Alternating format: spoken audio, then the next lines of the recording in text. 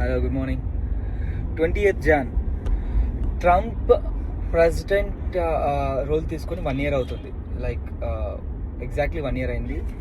1 yearలో globe అంతా అసలు Trump effect ఎలా ఉందంటే ఎవరికి ఎవరు అలైస్, ఎవరికి ఎవరు ఎనిమీస్ అనే క్లారిటీ గ్లోబల్ లీడర్స్కే లేకపోయింది. ఈ మంత్స్లోనే ఈ 10 monthsలోనే చాలా చేంజెస్ వచ్చేసాయి గ్లోబల్గా.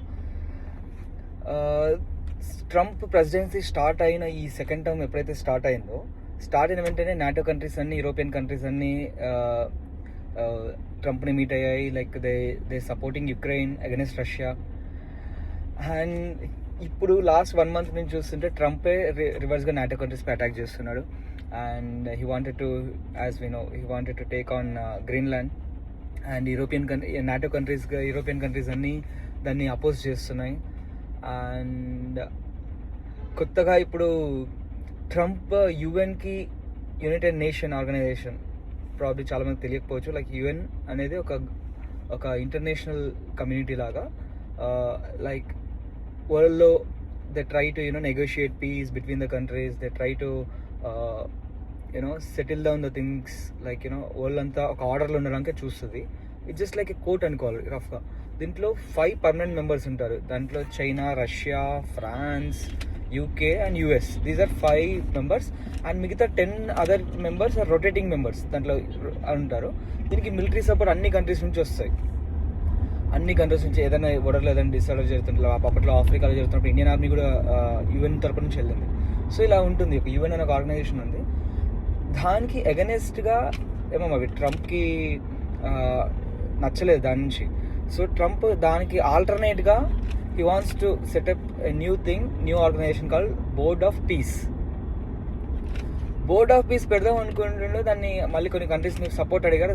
దాంట్లో ఫ్రాన్స్, యూరోపియన్ కంట్రీ, నాటో కంట్రీలో అడిగితే France they didn't support him. So he was like okay, then I will put tariff on them, on France,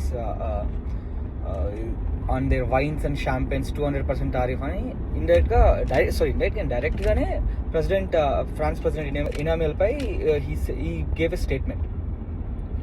And even he said this, if nobody gonna come to this lead to World War III అని ట్రంపే అంటుండో.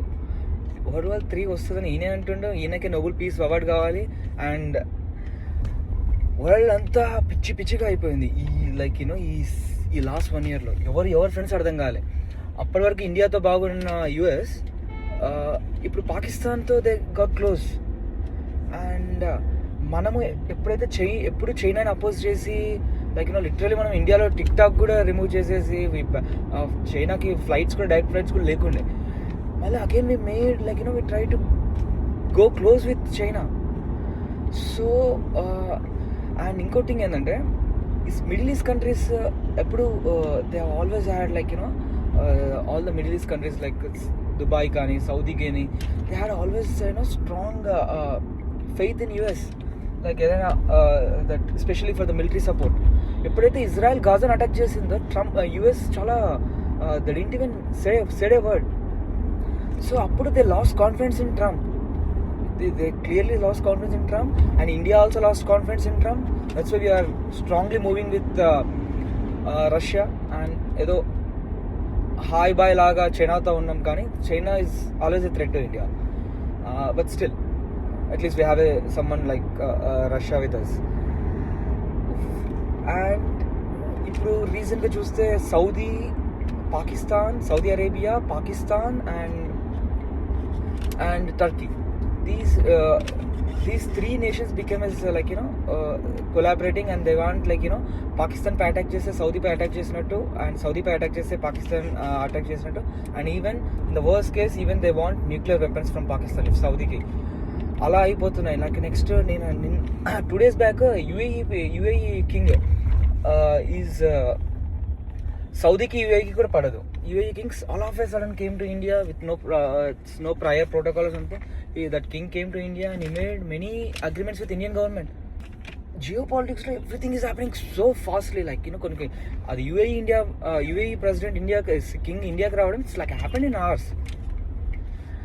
And Trump effect global wise ఉంది. ఇప్పుడు Trump NATO countries close అనుకున్న Trump NATO countries are everything against Russia.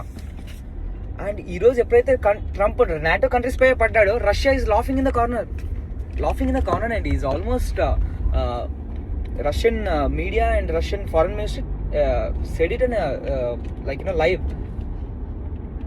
So అసలు ట్రంప్కి ఇంత obviously it's US is one of the largest economy and also largest military, like they have strong military, but doesn't mean that నువ్వు world అంతా. And ఇంకా great thing ఏంటంటే నేను ఒక map release చేశాడు, దట్ ఈస్ యూఎస్ మ్యాప్ అని. దాంట్లో Canada ఉంది, వెనిజులా ఉంది, అండ్ ఇక్కడ గ్రీన్లాండ్ కూడా ఉంది, Denmark, European, that is US map అని చెప్తుండే. అసలు what is trying to do. And ఈయనకు నోబెల్ పీస్ అవార్డు కావాలంటుండు. నోబెల్ పీస్ డిక్లైన్ అయిపోయింది. సో ఇప్పుడు ఆయన ఏమంటుండో, I don't recognise that organisation అంటుండో, ఏదైతే నోబెల్ పీస్ అవార్డ్స్ ఇస్తుందో.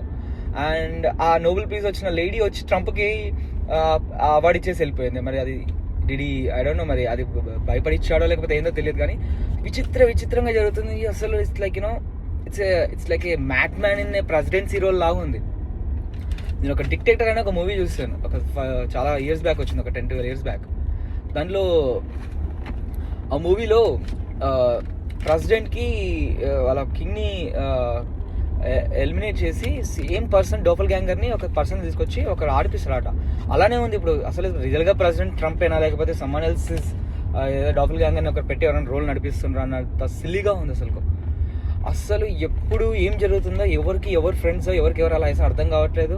ఆయన 2026లో ఆయన ట్రంప్ అన్నాడు might start World War III leads to అంటుండు, మళ్ళీ నోబెల్ పీస్ కావాలంటాడు. సరే ఇవన్నీ అగైనెస్ట్గా మళ్ళీ బోర్డ్ ఆఫ్ పీస్ అని అడుగుతున్నాడు. ఏం జరుగుతుందో అసలు చాలా విచిత్రంగా ఉంది. ఈ 1 yearలో ఎంత చేస్తాను, నెక్స్ట్ 3 yearsలో సిచ్యువేషన్ ఏముంటుందో తెలియదు.